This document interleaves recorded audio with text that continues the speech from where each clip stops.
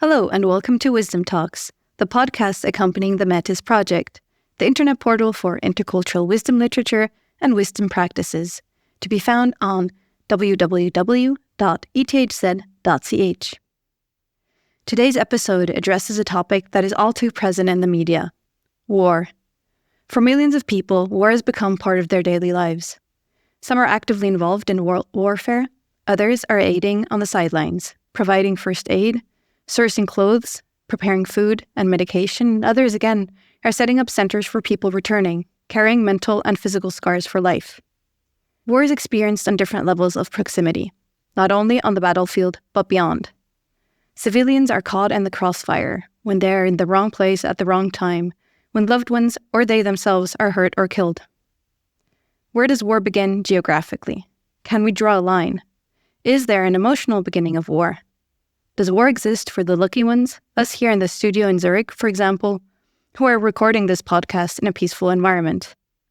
To discuss these different levels of war proximity and perception, Olivier Del Fabbro joins me for this talk. He has recently visited different regions in the Ukraine as a freelance journalist and experienced war to different degrees of intensity and immediacy. Olivier is a senior research assistant in philosophy at ETH Zurich and is currently working on the many facets of the philosophy of war. Olivier, thank you for joining me today. Thank you for having me. I consider myself very fortunate. I only know about war from history books, newspaper reports, and stories. My grandparents all experienced the Second World War differently, but all from what we now know was at a safe distance in Switzerland. When I think about the war in Ukraine and the discussions about it in the media, it seems very close. It is taking place in Europe, and we're flooded with images and video material on social media and in the news. Still, I have the luxury to just detach myself from the topic of war if I wish to do so by blocking out information sources. But you, Olivier, you did not hide away here. Rather, you went to Ukraine for research purposes and as a journalist. So my opening question is, where does the war actually begin? And specifically, the war in Ukraine. I think that's a very good question. It's a difficult question. And I would say that for me and also for Ukraine, I would say that war is some sort of a space. So it has a spatial dimension. You could say it's a topos. It's some sort of a territory, or it happens on a territory. And within that space, many people are affected. Civilians, children and elderly, mothers and fathers, but also cultural infrastructure, homes, schools, but also animals and nature, as we've seen with the explosion of the Kakhovka Dam. So it's a bit of a different interpretation of war as, for example, Clausewitz would give, where you have two armies, two parties fighting each other like two wrestlers. And the aim of one party is to subdue the other and vice versa by physical force. So it's not just these two armies, even though, of course, in Ukraine you have soldiers as well. But for me, it's more of a space, right? And you can inflate that space or the war radiates. If you look at it economically and politically, it goes beyond the borders. This is what we usually know from international media, from mass media. But obviously, once you go into that war zone or into that space, you become part of it. When do you think you became part of the war when you traveled to Ukraine? Or was it even earlier when you started preparing? Is there a beginning of war in that sense? I'd say that for me, it got real when I started to prepare, just like you just said. When I took the decision to go, obviously you can always change your decisions, right? You can always interrupt the planning and say, okay, no, I changed my mind. But psychologically, it's much more complex. Once you decide to go, once you make all the preparations, you build this narrative around your actions and your decisions, and then it gets much more difficult to withdraw from that. But obviously, the closer you get to Ukraine, to that space, the more real it gets. Like you see the soldiers on the borders, you see the destroyed houses, you got the air alerts in the cities, you got the different checkpoints that you have to pass. You got in some cases, you got artillery fire that you hear depending on where you are. Some hear the drones, which I didn't. So the closer you get, the more real it gets. Yeah. And so you physically went there. You went to closer proximity of these war circles that you've been describing. And then you actually started talking to various civilians in Ukraine. Could you maybe describe how you actually came to meet those people? How did you get in touch with your interviewees? And what kind of people did you talk to? Yeah, I mean, in terms of organization, it's you always start very simple. Like, you know people, you know some Ukrainians, then you ask them, I don't know, they know somebody else, they are maybe involved in helping or whatever. And then, you build a network from there. You got some ideas what you want to report on, which I had. And then, you test your ideas and you go from there. So it's always a bit learning by doing. You learn by experience and you just go along. For me, it was very clear from the beginning that I wanted to interview also civilians and not just soldiers and not just report what's happening on the front line. Specifically because, as I just said, war for me is the space where a lot of, you could say, actors are affected, right? Not just human beings, but also nature and so on. That was why I wanted to cover this variety of victims. So, for example, one of the type of people that I interviewed was children in Kherson, who lived for about a year or so, if I remember correctly, under Russian occupation. And what struck me most was how children perceive not only war, but reality differently. Like there's a certain innocence to it, and we know this, but it makes it also unbearable to see them suffer. And it has to do, I think, because they are very straightforward and honest. And I remember now that it was very difficult for me to give them a voice, right? Because they are very factual when they tell you what they experienced. And at the same time, and that's what makes it so unbearable to see them suffer, what gives them this innocence is that you can see in their, let's say, their gaze, their gestures, the way they act, that something happened. So the war left a trace, but they can't really put it into words. And there was one example of what I did there, or another one was where I interviewed women who were either pregnant or had children and had to flee from the front line and from occupation.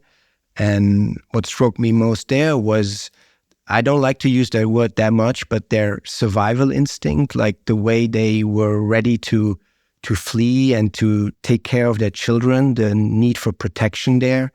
Obviously, it makes sense, but determination that they had and the sentiment of that they had for belonging together, like what we probably would call a family.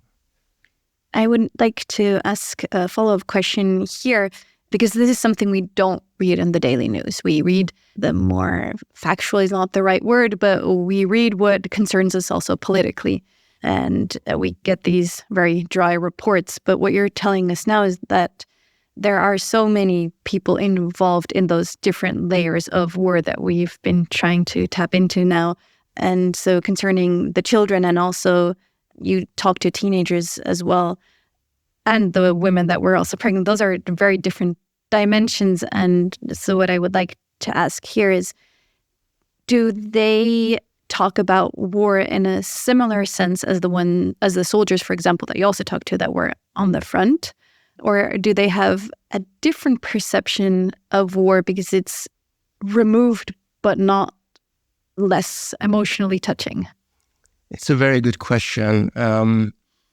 I would say that they more or less talked the same, to be honest, except for the children. But they all felt that this was an unjust war, that Russia is the aggressor, it's unjustified. They felt to some extent humiliated because they experienced occupation. They were badly treated.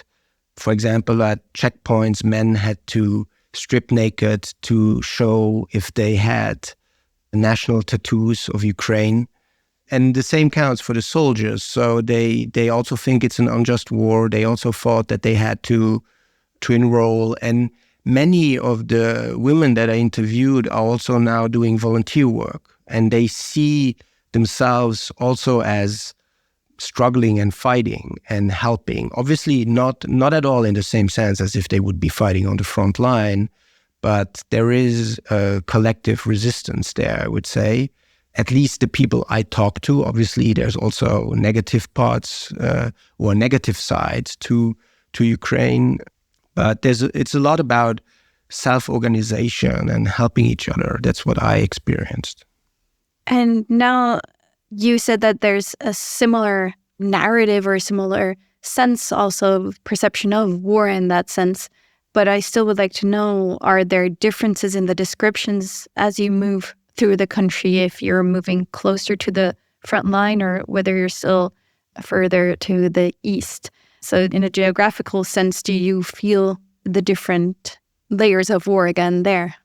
Yes, I would say so, because very clearly people who either lived in the east and lost their homes and cannot go back, or have lived under occupation for some time, or are still living there and hear the bombings and the shootings and so on every day, for them it makes a huge difference compared to those who have always been, let's say, living in the West and were not that much affected.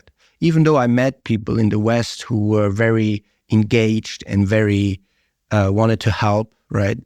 But it's the Eastern Ukraine is obviously much more affected by, and in this sense, again, as a space, the people who live there, as Western Ukraine, I would say, yes.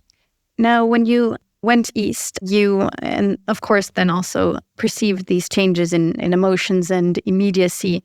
And in a previous podcast, or a previous episode of this podcast, we spoke to Daniel Tresillo about his deployment to Iraq. So I'm making a bit of an excursion here. And he described this time as a state of constant, intense alertness and tension. Did you have this same feeling that the closer you got to the front line, the more alert you were constantly, that there was this very specific atmosphere? Absolutely. I mean, the more you are in a war zone, the more you get used to it. In this sense, it's no different than any other liminal experience. I mean, the German Grenzerfahrung, right, in which you are exposed to, let's say, possible death or danger. So you get used to it, but at the beginning, it's very intense. And for me, it was even very intense. Actually, because I went 2 times, and the first time I went was more intense for me than the second time, even though the first time I was only moving in Western Ukraine. So it was a kind of an initiation to it, but it's very intense. There's constant tension and alertness. And last but not least, also because you know that Russians are not just attacking soldiers, not just people in uniform, but also civilians and journalists. So you are as much a target, or you can be as much a target as a soldier. So not wearing a uniform doesn't really help you. Maybe one anecdote, when I arrived in Kherson, after we passed a couple of checkpoints, we stopped at a petrol station in the city to get some coffee, to get some drinks. And the moment I got out of the car, let's say about 15 to 20 seconds, I heard the first artillery fire. And just to make clear, it's artillery fire that's not directed towards the city. So the Ukrainian artillery are hiding in the fields and the woods somewhere outside of Kherson and are firing at the Russians who are on the other side of the river. And it's counter battery fire, so they're trying to locate each other and fire at each other. And that's what you hear. And you are in the middle between these 2 artillery units, and you hear them firing at each other all the time. But the first time you hear it, it's a very significant noise that you won't forget and that you also recognize immediately. And in that moment, first of all, I knew that I had to take a decision. Well, that's how I felt. I was thinking, okay, either you go back now and it's fine, or you stay, and you stay the week that I was there, and you make your peace with your fate. And, you know, whatever happens, happens, and you do the work that you decided to do there. And then I talked to one of the people that I was there with, and I asked him, that's artillery fire, right? And he said, yes, exactly. He's been there a couple of times already. And he told me, don't worry, you get used to it by an hour or so. And then I was still thinking about stuff and decided to stay though. But, thoughts just go along, and we were driving around and I met new people and so on and so forth. And after an hour or so, I heard another explosion, so another artillery fire. And I looked at my watch and I saw that exactly 1 hour had passed and that I actually almost got used to it. And so he was kind of right. It's like the more you're there, you get used to it. But sometimes, when you hear it again, you still think about it and so on. So, it's always this in between, I would say. Is there in that sense also a kind of numbness that reaches you at one point? I think this can happen. It didn't happen to me. I think I wasn't long enough there to get into that specific state. But when I observed, for example, children playing, and that I also interviewed in Kherson, in the city itself, for them it was just normal. It was just, they were used to it. I think it would even be, for them, a peaceful situation would even be rather an exception. So getting back to the children in that sense, do you think that children can adapt quickly, right? Especially if they have these secure points, their mothers that are taking care of them, for example. I'm saying specifically mothers because those are the most examples that you also gave in your interviews. So do you think that for them, being this war situation, as bizarre as it is, it has reached some kind of normal that they can cope with? I would say so, yeah. So while I was doing the interviews, for example, in the countryside where the children lived, where I also went, so the countryside around Kherson, we constantly could hear the artillery fire, but more at a distance. They were playing around. They were happy also because it was organized by the humanitarian aid group that I was there with. So they had a good time also. Because it was, just as a parenthesis, it was important for these children to learn to play again. Because during the Russian occupation, they could not do that. They were starting to play war, actually. They were starting to play, checkpoint and so on. So it was important that they learn to play with soccer and, learn other games, instead of war. They were imitating basically the environment that they were living in. And that's also more of the problem with children, I think. While they were living under occupation, they were really having a bad time, like an awful time, because they couldn't get out of the house. The Russian army that was occupying them was under attack by the Ukrainians. But once the Russians left, they were obviously happy and they could live a more or less normal life again. But it's not normal, right? School is still not really, school's out. So what I want to say is, I think for them, it was important that they could be more peaceful with their families in an environment in which they are not threatened directly. So it was more important for them to get out of the occupation. And now the whole still living on the front line is something that you accept, but it's a much better situation for them.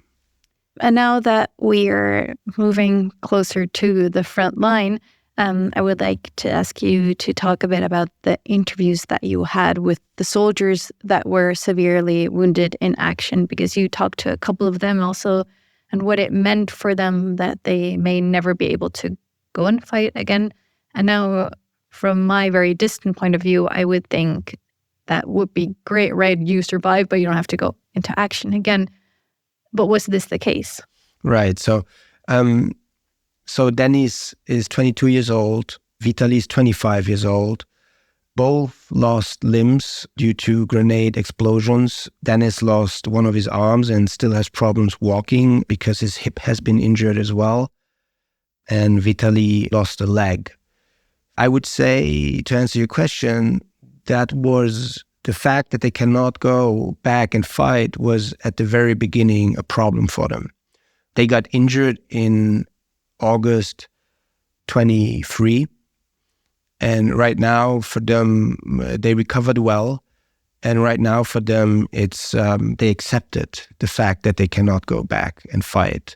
But as far as I know, Vitaly is still working with prostheses to walk and so on. And Dennis works for the military again. I mean, he is a soldier, but he works more, let's say, in the back office, not at the front line.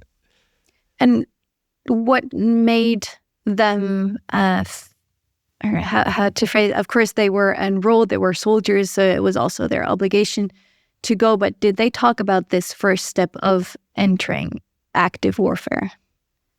Yeah, I mean, for both of them, it was actually some sort of a patriotism, not in a highly ideological sense, but they believed in the independence of Ukraine and they wanted to serve. And for them, it was a duty that they had to fulfill.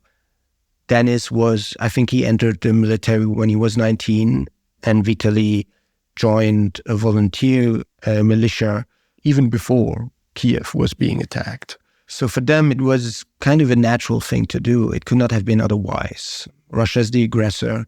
Ukrainians want to be independent, and they don't want to live under Russian occupation. So it is a bit comparable to the situation with the children, that it's just suddenly the new reality, and you don't reflect too deeply about it because that's just the way it is and you need to cope with it. And what I'm always wondering about, because of course I didn't do any military service either, so for me this closeness to death and dying, and then also connected to this, of course, killing, is what I find difficult to grasp. How can you get into a situation where this suddenly becomes not okay? It's never okay, but something that you can imagine doing. Did they ever talk about this, the fact that they went out and had to engage in these horrible tasks?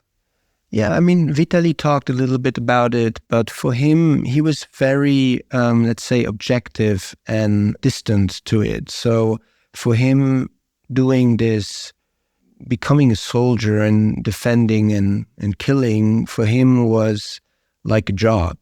It was what he had to do, and he had to follow his orders. That's what he said to me. And there's nothing else to discuss. The way he copes with it personally, that he had to do this, and also Dennis, I have not talked to them about this. And I think this is also what I know from literature, at least. It's very different for different people. Depends what you experienced, depends what your belief system is, and so on and so forth. And if you can better or worse cope with it. And I know you mentioned the word belief system, and I would like to know, did they talk about any belief systems that they followed, something more than having this sense of duty to protect the country? And did they maybe also use literature to cope with this difficult or bizarre also situation? Yeah, that's a good question. That was very interesting for me to experience when I met them, because I didn't know this, of course, beforehand, right? It's always interesting when, as a journalist, you find out what people actually tell you then once you talk to them. And for Dennis, literature and philosophy played a very important role, especially since he got wounded.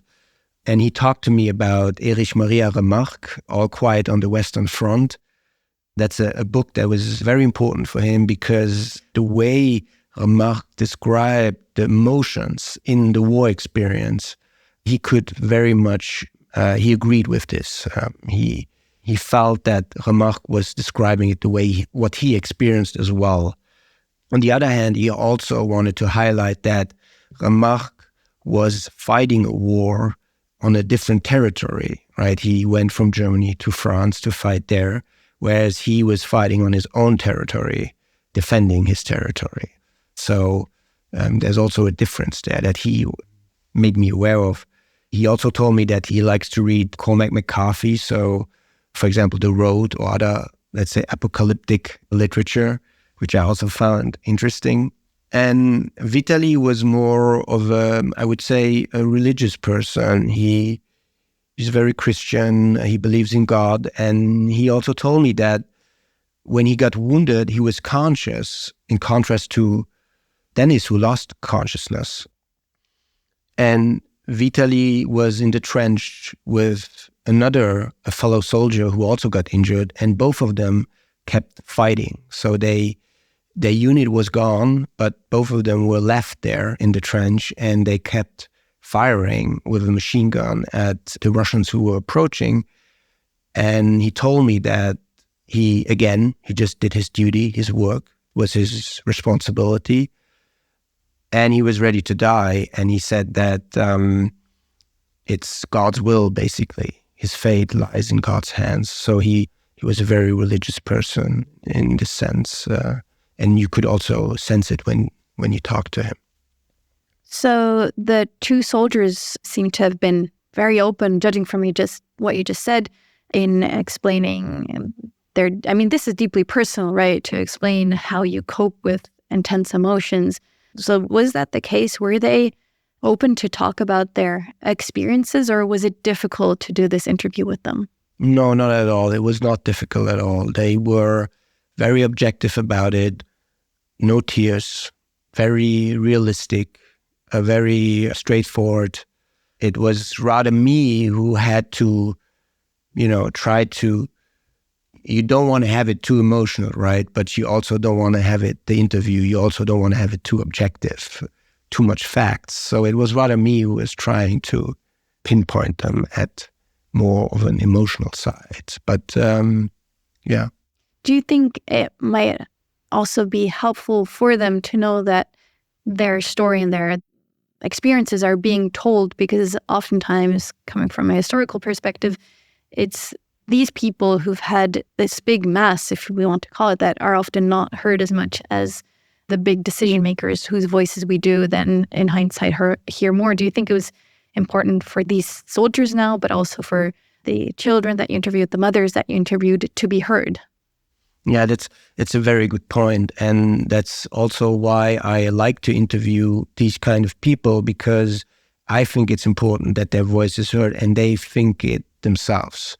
That was back in February a year ago when I interviewed these women with their children. Many times they told me, when you go back, you have to tell the truth about what is happening here. And their storytelling basically became this truth, and the truth itself of what happens there, the facts, is connected to this, what I said earlier about justice and this unjust war. So they connected all of this together. For them, it was very important that they could tell their story. It's not that they were, pushy or anything, but they really wanted to tell what they experienced and what they saw. And I think for Vitaly and Dennis, it was the same. It was actually more of a coincidence that I interviewed Vitaly and Dennis, because meanwhile, she's a friend in Ukraine. Irina, she told me about these two soldiers, and if I wanted to interview them, I could do that. And so I went there and I did. So, but I'm really happy I did. So it's them who approached me that they wanted to talk about this. I'm continuing to think along the lines of being close geographically again to war and moving away a bit more. And the people we haven't talked yet about, and there are so many groups we could still talk about, but you just alluded to them, are the mothers, specifically women with children. Could you maybe talk a bit about the interviews you had with them and how they tell this story? The mothers I interviewed was interesting insofar that most of them had to flee from eastern Ukraine to western Ukraine. Some of them even went for a while to Europe, because when I interviewed them, the war had been going on for a year, and they basically told me their journey. I still have to think a lot about one of the women, which was Ilona. She's I would say she's in her early 30s, if I remember correctly. She has 4 or 5 kids.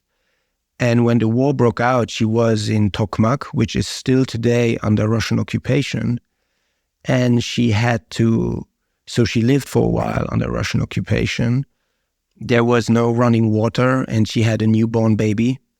She was only with that child. The other children that she had were in safety in Western Ukraine. And because of so much stress, she couldn't breastfeed her baby. And So she had to filter out the water from the radiator to mix it with formula in order to feed the infant. And she has a remarkable story because she fled through all these different checkpoints under also bombardment by Russian jets.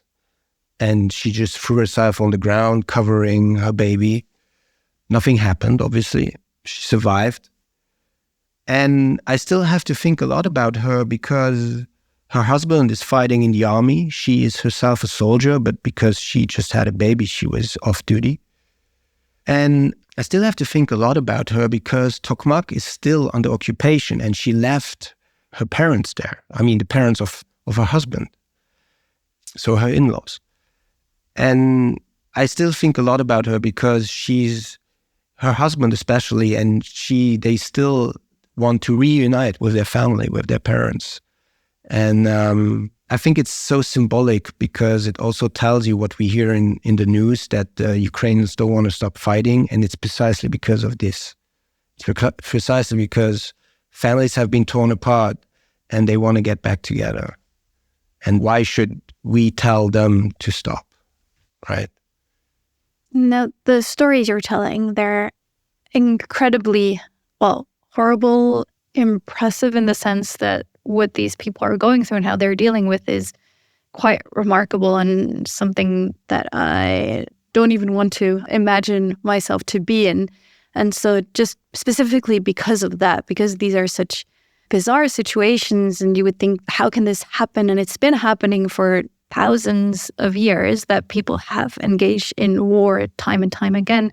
I would like to go now into the more theoretical part of this wisdom talk and ask, how do maybe different writers, philosophers reflect on these things happening, even though if you tell all these stories, you think this cannot happen. It's so bizarre and hurts so many people, this should never even start. Are there any texts that reflect on why wars begin and why they continue to begin? Right. So I mentioned Clausewitz earlier. He was a Prussian commander fighting in the Napoleonic Wars on the side of Prussia and Russia.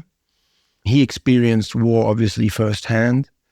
And he's well known in, let's say, philosophy and theory of war because he wrote down not necessarily what he experienced, but theoretically what war for him meant, and strategy and tactics and so on and so forth. And if war is a science, for example. But Clausewitz's book, it's called On War, über Krieg.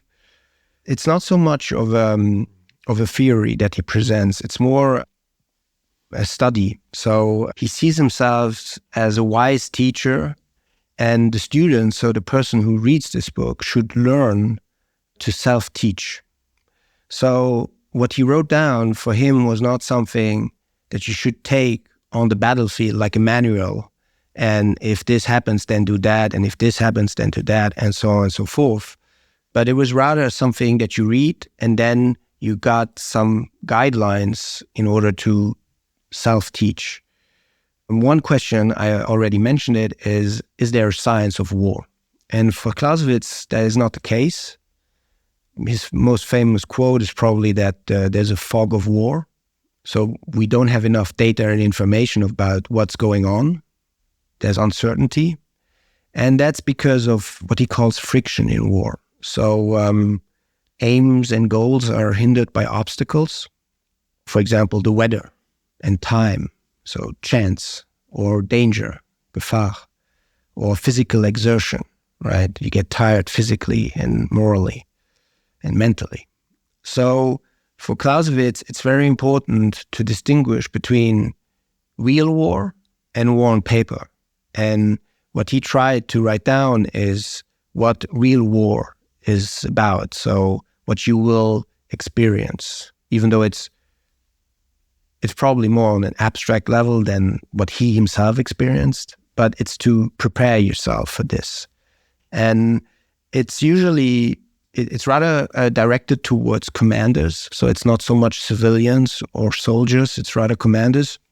And for him, So war is not a science, it's rather an art. So you have to develop a certain skill in order to navigate through war. And that's also the metaphor that he uses. For him, a general is like a captain who has to steer his boat at night in the dark through a sea full of reefs. And that's what he presents his reader with. If you go one level down, you got, for example, Karl Marlantes, who is a Vietnam veteran, who wrote the book What It Is Like to Go to War. He's a former Marine. He got diagnosed with PTSD, and he writes about homecoming. So for him, he writes about his war experience. For him, writing that book meant to come to terms with that war experience and to help others. He criticizes the government back then, political decisions, lying that happened, and so on and so forth. What happens to soldiers if they are lied to by the government. And for him, the wisdom in war lies in when he talks about martial arts, which is very interesting to me because I practice martial arts as well. So I very much like that connection. For him, a soldier should live by a code, use it only in self-defense, use violence, only in self-defense and respect of opponents. So there's this spiritual component to training and also killing. And that's what soldiers and warriors do in the end. They have to choose a side for him, and they have to acknowledge the fact that they might be killing other people. So for him, this whole book is about why do you kill if you're a soldier? How does it fit into the grand scheme of things, as he says? And how do you feel afterwards? And this book is a bit of a preparation for this. And then there's another literature that comes to my mind, which is by Svetlana Alexievich, The Unwomanly Face of War, in which she interviews former female Soviet soldiers. Women have actually always participated in war in ancient times, and in the Soviet army in World War II, what she focuses on, around 1 million women fought, which is quite a significant number, I think. And the book is basically an oral history, and it's also about memory, about giving women a voice and how they describe their war. No heroism.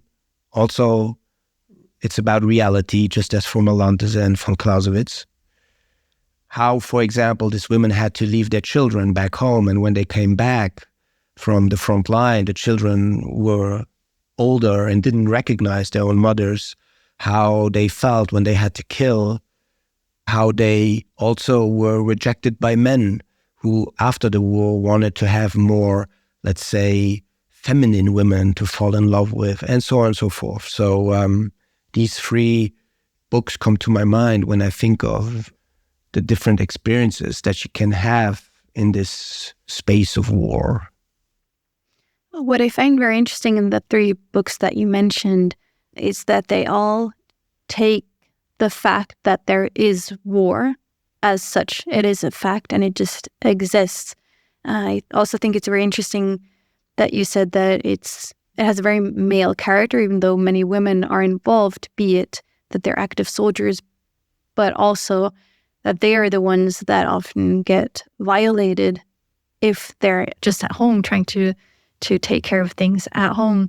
So these are the things that I find interesting here, but I would actually like to take one step even further back.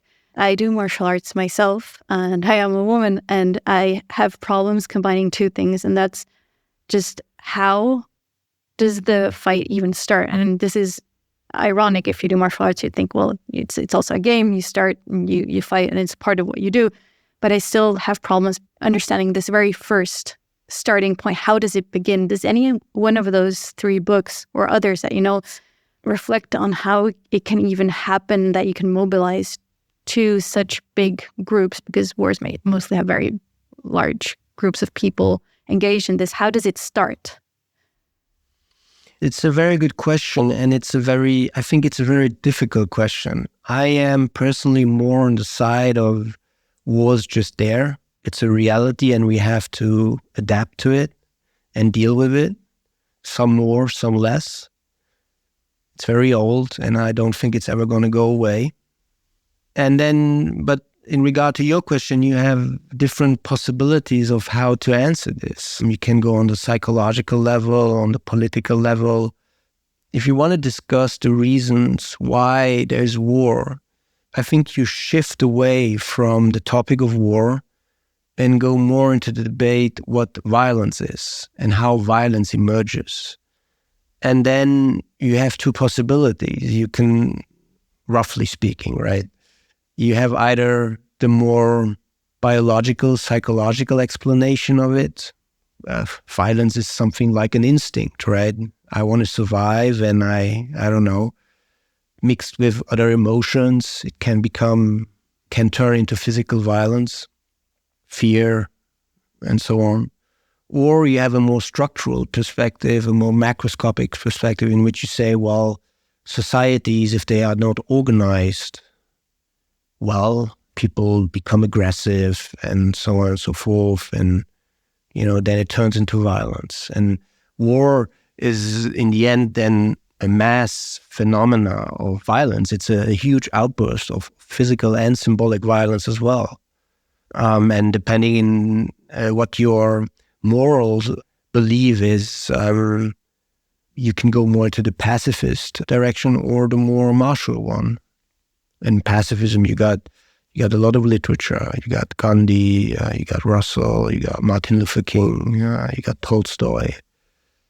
So to capture what we talked about in this wisdom talk and connecting it to wisdom literature, I think we can say that the books that you talked about can be considered as wisdom literature because, as you said, war is, as sad as it is, as horrific it is to think about it, part of life. In this podcast, we're also trying to think about how can you lead a good life. Engaging in war is not what I would call a good life, but still it's something we need to deal with. So to ask a final question, would you say that engaging in or listening to voices that experience war like you did firsthand and also maybe read like me, a bit more detached, read reports, listen to these voices that you recorded also, and then also reading literature, is this, in a sense, another kind of wisdom that we can use to deal with the world situation we're in now, where wars seem to be constantly resurging also, or new ones breaking out?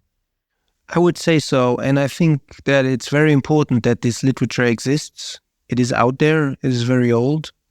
As I said, I don't think that war will disappear. And I think that wisdom lies exactly in acknowledging that fact. So that wars don't disappear and that it most probably will, never will.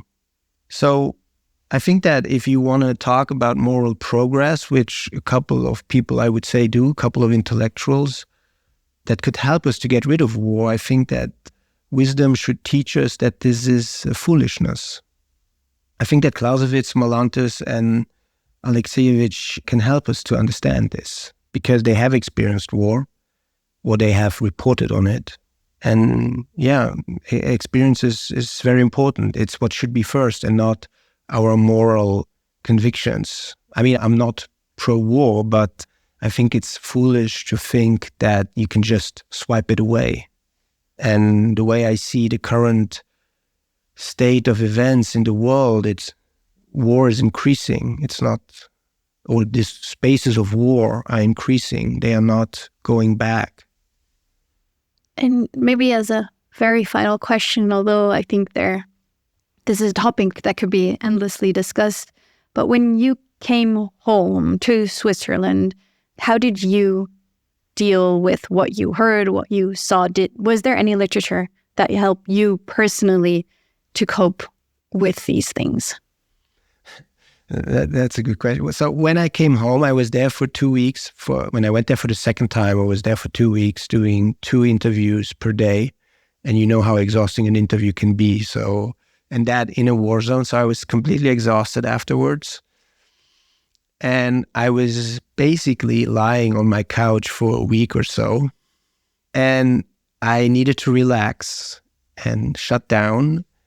And I started a couple of books reading that I thought might help me, especially literature, but it just didn't.